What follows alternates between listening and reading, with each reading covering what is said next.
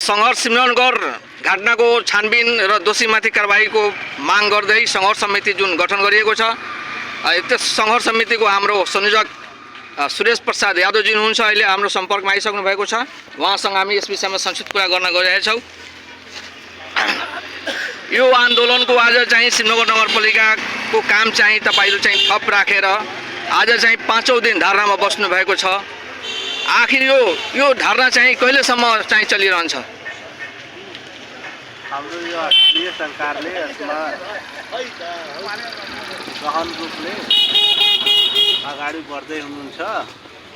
Mayor साहब लगायत हाम्रा नगरपालिकाका प्रमुख जनप्रतिनिधिहरू आएर आज केही न केही सम्बोधन गरेको।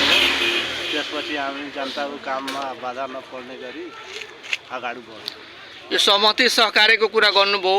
उपप्रमुख नजबुत शेरले चाहिँ उहाँको पनि उ छ कि हामीले चाहिँ त्यो विशेष अधिवेशन नगरसभाको दिन उहाँले चाहिँ हामीसँग प्रश्न गरेपछि त्यसको प्रत्युत्तरमा हामी मात्र उहाँको विपक्षमा हामी गरेको थियौँ भनेर पनि आइरहेको छ। यो सहमति सहकार्य कसरी हुन्छ उहाँसँग? अब हाम्रो स्थानीय सरकारको नाताले मेयर साहब यसमा चासो लिनुहुन्छ, कसरी अगाडि बढ्ने हो। उहाँ सम्बोधन गरिसकेपछि अब हामीलाई त मार्गदर्शन उहाँ नै दिनुहुन्छ।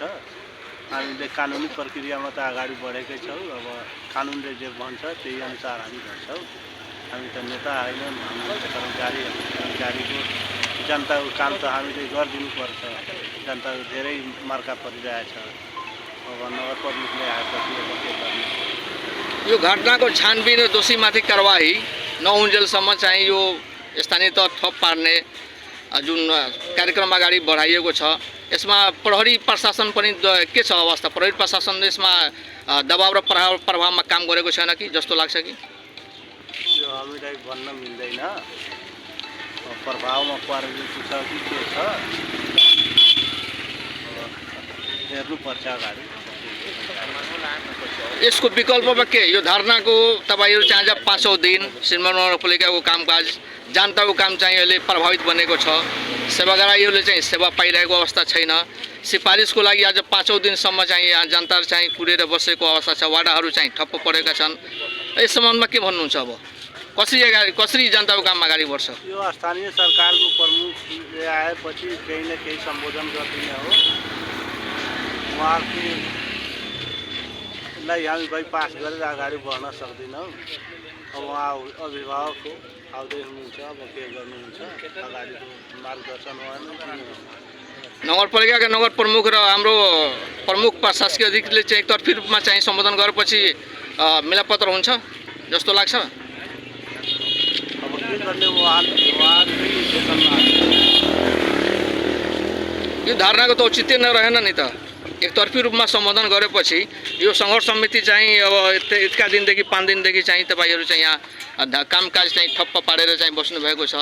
एकतर्फी रूपमा चाहिँ सम्बोधन भएपछि यो समस्याको समाधान आउँछ? भोलि पर्सि फेरि त्यस्ता किसिमका घटनाहरू दोहोरियो भने यसको ग्यारेन्टी कसले लिन्छ? त्यो हामी सङ्घर्ष समिति बसेर त्यसमा के गर्नुपर्छ त्यो गर्छौँ। उहाँ चाहिँ हाम्रो एकजना कर्मचारीबाटै हुनुहुन्छ। यो घटनाको आज पाँचौं दिन सिमरनगर नगरपालिका ठप्प। तपाईँ चाहिँ प्रशासन शाखाकी स्वास्थ्य शाखातिर हुनुहुन्छ। यो चाहिँ यो कर्मचारीको सुरक्षाको विषयवस्तु, घटनाको विषयवस्तु यो सिमरनगर नगरपालिकामा जहिले पनि व्यतिथिहरू, कहिले शिक्षक आन्दोलन, कहिले किसान आन्दोलन, कहिले कर्मचारी आन्दोलन, यस्ता गतिविधिले चाहिँ यो नगरपालिका नै बदनाम भएको अवस्था छ। यसमा तपाईँ के भन्नुहुन्छ? अब यो गतिविधिमा त खास गरेर जनप्रतिनिधिहरूले नै समस्याको समाधान खोज्नुपर्ने हो। उहाँहरू के गर्दै हुनुहुन्छ उहाँहरूको अधिकार क्षेत्रको कुरो हो। हामी त उहाँहरूले अढाएको काम गर्ने हो, उहाँहरूको निर्देशनको पालना गर्ने हो। हाम्रो माग छ। अब आजको मागमा के उहाँहरूको सम्बोधन हुन्छ त्यो हेर्न बाँकी नै छ। यो दुईवटा घटना चाहिँ अगाडि सार्नु भएको छ। घटनाको छानबिन, सत्य तथ्य पत्ता लगाएर दोषीलाई कारबाही, कर्मचारीको सुरक्षा, यो चाहिँ सम्भव छ अहिलेसम्मको अवस्था? अहिलेसम्म चाहिँ केही पनि भएको अवस्था छैन। आगामी दिनमा यस्ता किसिमका गतिविधि फेरि दोहोरियो भने यसको ग्यारेन्टी कसले लिन्छ? अब यसको ग्यारेन्टी त हामीहरूले हेर्ने हाम्रो जनप्रतिनिधि नै हो, उहाँ नै लिनुपर्छ। त्यो कर्मचारीले चाहिँ यहाँ कामकाज ठप पारेर चाहिँ समस्याको निष्कर्ष चाहिँ निकल्छ अब जस्तो लाग्छ तपाईँलाई? जनताको काम चाहिँ ठप्प पारेर चाहिँ यस्तो धर्नामा तपाईँहरू बस्नुभएको छ, यसबाट निष्कर्ष कहिलेसम्म निस्कन्छ? निष्कर्ष निस्किन्छ। निष्कर्षको लागि नै हामी बसेका छौँ। सरको परिचय पाउन। म उमाशङ्कर यादव, नेपाल नगर शिक्षक सङ्घ सिमरौनगढ नगरपालिकाका अध्यक्ष। हाल चाहिँ कार्यरत? म बोसवरिया माविमा कार्यरत, यहाँको मुख्य प्रहर। यो सिमरौनगढ नगरपालिकाको आज 5औं दिन धर्नामा बस्नुभएको छ, यो समस्या चाहिँ कहिलेसम्म समाधान हुन्छ तपाईँले जस्तो लाग्छ? धन्यवाद नरेशजी।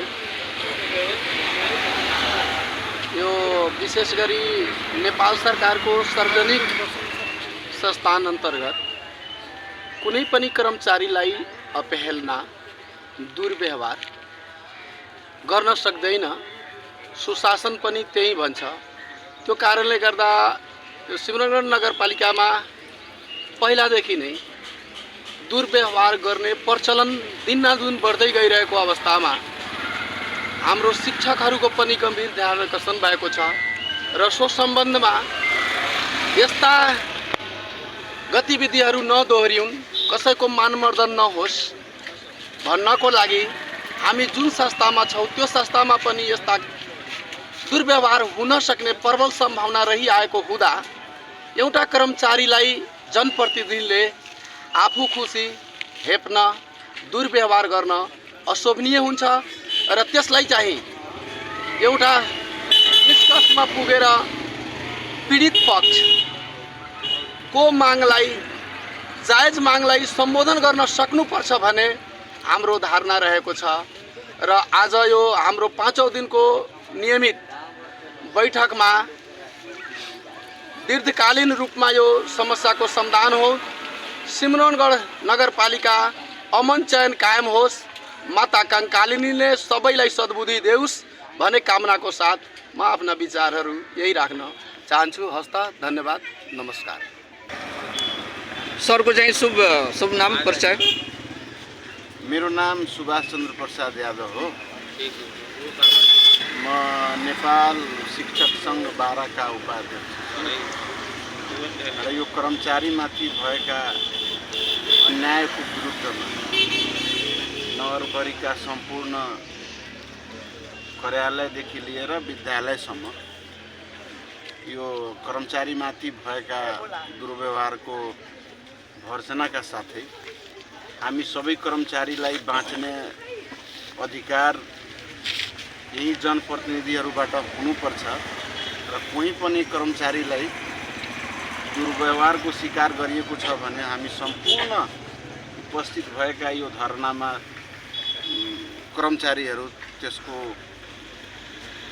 एकै मुष्ट एकै स्वरले विरोध गर्छ र आइन्दा आउने दिनमा कर्मचारीको पेसागत सुरक्षादेखि लिएर त्यसको कार्यालयसम्मको सुरक्षा हुनुपर्छ र यो सुरक्षाको लागि यहाँ निर्वाचित जनप्रतिनिधिहरूले हामी माझ आएर एकबद्धता जनाएपछि मात्र यो समस्याको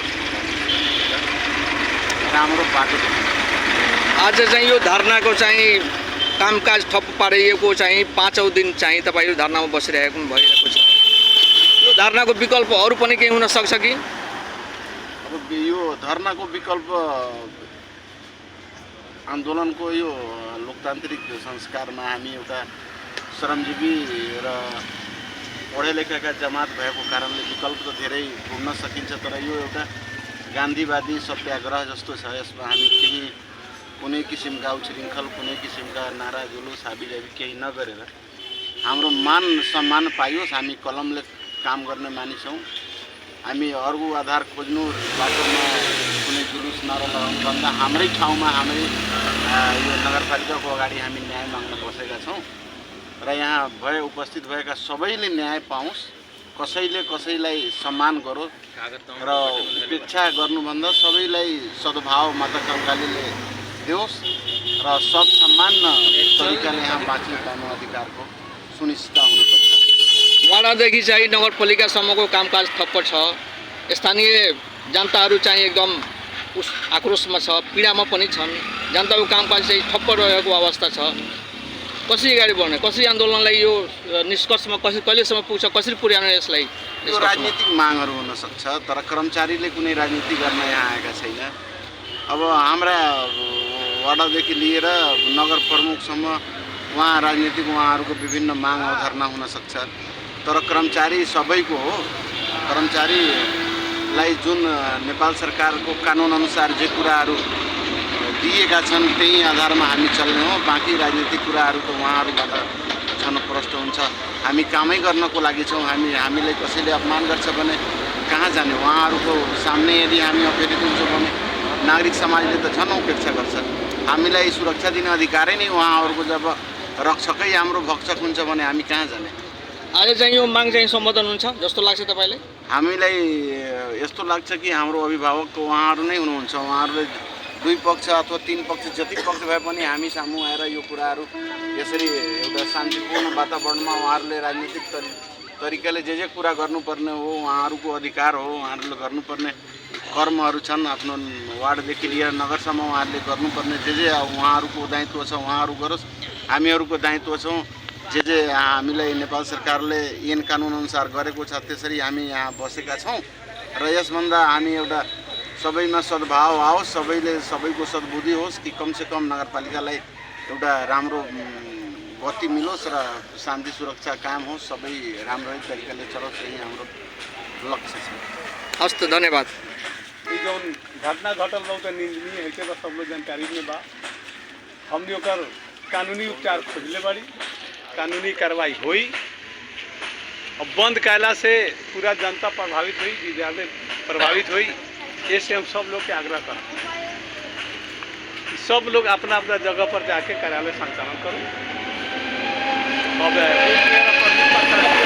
चलते विद्यालय बंद, हाई स्कूल बंद, आई कार्यालय बंद से जनता पर प्रभाव पड़ेगा। ऐसे हम सब लोग से आग्रह करम पुनः फिर से सब लोग जाके अपना अपना जगह पर कार्यालय संचालन करो। एक कानूनी उपचार खोजल गई, हम विश्वास दिया उनके कानूनी उपचार अगर ना हो तो हम नगर पालिका से का करे के फिर अपनों के साथ और सहयोग लेके हम आगे बढ़म। ऐसे हम सब लोग से आग्रह करम कि ताला खोल के सब लोग अपना अपना काम करें। सर बोलू कुछ कहे के बा? कानूनी उपचार खोजल गेल बा, ओसे होई तो होई ना तो हमनी अपन में बैठ के फिर छलफल कर दे, कुछ कर दे। कानून से बढ़ के ना हमनी बाड़ी ना केहू बा। बिहान से आचार संहिता लागू हो जाई, केहू कर्मचारी कुछ में पड़ जाई ना ठीक है। अब एक आदमी के समस्या पड़ल बा, हमनी सब कोनो समाधान में लागल बाड़ी कल जाई। आज हमनी के कार्यपालिका के बैठक में देखू कार्यपालिका से का निर्णय होई था तेकरा बाद में जात के धल बा चाबी खोलो तब के धल बा। सब लोग अपना अपना काम में जाओ, सब लोग स्कूल में जाओ, जे कहाँ वार्डा कार्यालय के कर्मचारी वार्डा में जाओ, नगर पालिका कर्मचारी नगर पालिका में अपना अपना कुर्सी पर जाओ, काम करो।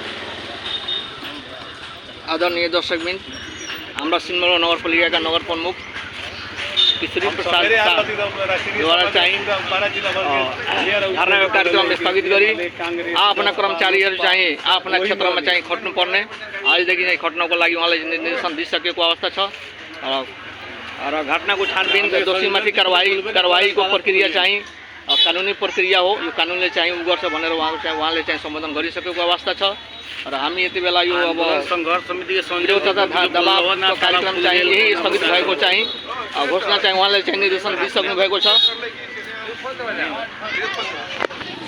नगर प्रमुख के ही हमनी के अभिभावक बाड़न, जब कह दिलन हमनी अगाड़ी बढ़ावे करब, हम कर्मचारी के सुरक्षा हम देवे पर तैयारी बाड़ी, कानूनी का उपचार में हमनी गेल बाड़ी और ऊपर विवाद बाड़न तो हमनी के जनता के काम करे के ना पड़ल। वैसे हमनी सब साथी सब चल के अपन अपन काम कर जाओ, आगाड़ी कानूनी उपचार में हमनी आगाड़ी बढ़ल। आज धरना के कार्यक्रम स्थगित करके हमनी सब अपना अपना काम में जा रहल बानी। ल धन्यवाद।